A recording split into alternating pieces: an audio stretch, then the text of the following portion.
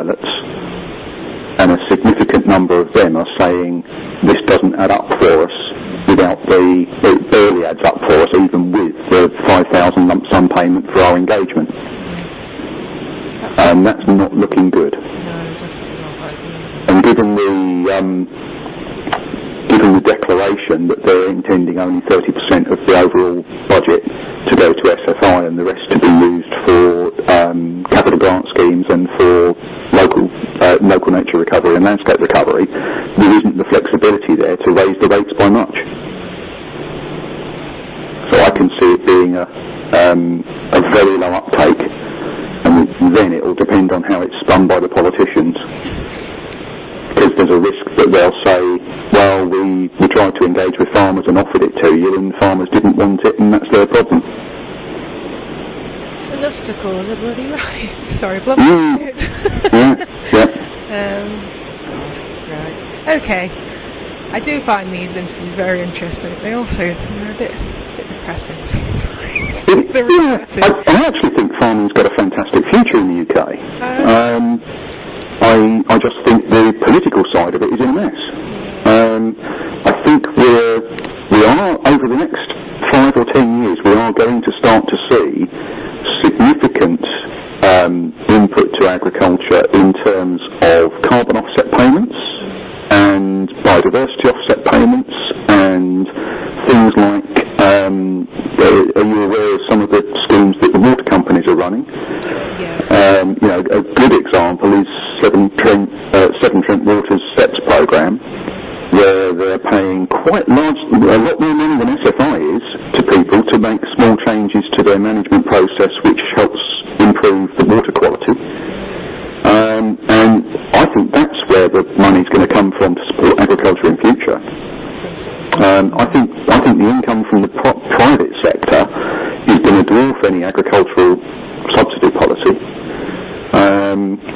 But I just think it needs time for that to mature, because carbon trading at the moment is absolute Wild West. But that will settle out over the next 5 or 10 years, and there's an awful lot of work going on at the moment about carbon sequestration in agricultural landscapes. The whole characterisation of agriculture as being a major emitter of CO2 in the UK is likely to get turned on its head in the next 12 months or so, because there's been very poor recognition of sequestration, and that's starting to be changed now. There's a lot of studies going on proving that particularly grassland, which is, let's face it, 2/3 of agricultural land in the UK, is actually sequestering a lot more carbon than has been measured in the past, and the opportunity is there for farmers to get paid for that. I think that in the longer term, the future's potentially quite rosy, and this is all a short-term thing. But it's pretty difficult to plan a business going forward on that. I think the future of British agriculture is very much going to be in cost control and working with natural processes.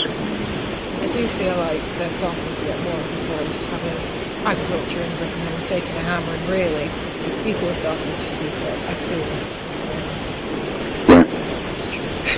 Yeah, it's in sort of both positive and negative way, it's a very interesting time to be involved in it. Yeah. Awesome. Cool. So we're going to just move on to a bit about diversification. You mentioned at the beginning you have diversified, is that right? Sorry? Have you diversified? Did you say you have? Yeah, we've got a 26 kilowatt solar PV scheme on a shed roof. We've got a mobile phone mast on the farm, which is just coming to the end of a 20-year agreement. I've done a bit of contracting over the years, but I haven't really made it a significant part of what we do. We've got someone rents a bit of yard space. There's other things we've looked at but decided consciously not to do because it just compromised our quality of life here too much. But there's lots of things we could do. That's the benefit of being in a very urbanised area. There's loads of things you could do to take money out of people's pockets. But yeah, that's been a significant income stream for us. And how did you fund the diversification projects? Bank loan. Brilliant. And did you diversify for the income stream? Is that the principle? Yes. Well, yes, but also my sort of environmental side felt that it was something that I wanted to get involved in with the solar PV.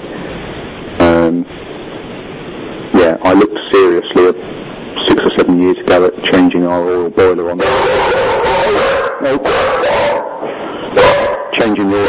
house to a biomass boiler or something like that. But I wanted to do so, but the economics just didn't stack up. So I'm keen to do things for environmental reasons, but it has to be economically viable as well. Great. So in terms of the diversification, how has it specifically affected your farm business? It hasn't really. It's been we focused on things that didn't have a significant impact on the business. Would you say your diversification supported it, or was it sort of... I supported it, yes, definitely. Great. And then in general, not just for yourself, but from experience, what do you think are the barriers to diversification in general? Land tenure, definitely. If you're a tenant, it's much more difficult to do any form of diversification. The big estates around here, their starting point, if a tenant comes to them and says, I'd like to go into some sort of form of diversification, is, okay, we'll vary your agreement, but we want 50% of the gross proceeds. That's the starting point, which in many cases means it's just not worth doing. Whereas as an owner-occupier, you've got freedom to do that. Sometimes access to finance. We took, with the solar panels, we spent 40,000 quid putting those in, but I took the view that it stacked up to go to the bank and fund it. But some people may not be in a position to do that. Planning can be a big issue, depending on what you want to go into. The green belt here, there are some things it would be very difficult to get planning for. Really, so last two questions in this section, and we to finish up with something about you. How much do you think policy change will influence farm diversification in the UK? Sorry, you're very quiet. How much it will influence? How much do you think policy change will influence farm diversification in the UK? Oh, blimey. I really don't know. I think there's too much uncertainty to answer that one at the moment. Fair enough. So one of the big issues on that is planning, and that's all up in the air at the moment. If you're in a protected landscape, then you're very constrained by planning. So if you're in a national park or something like that, and if your local plan encourages tourism provision or recreation or something like that, then fine. But if it doesn't, then you're just not going to get permission to do those sort of things. One of the things I'm looking at with places or farms we look at in Scotland is, again, I'm unusual from a farmer point of view for that because of my background. One of my sort of basic bits of due diligence when we look at a potential farm is let's have a look at what the local plan says. If we wanted to, could we put a wind turbine up, or is it restricted? Could we put PV in? I'm particularly, because of my interest in the past on rivers, I'm particularly engaged with the idea of hydro. Getting planning permission, getting EA consent to put a hydro scheme in on a river in England is almost impossible.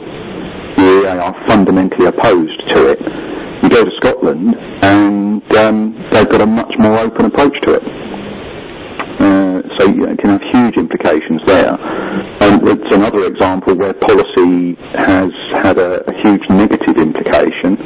I don't know if you're aware, but Scotland's got a lot of hydro schemes, small and medium, and the government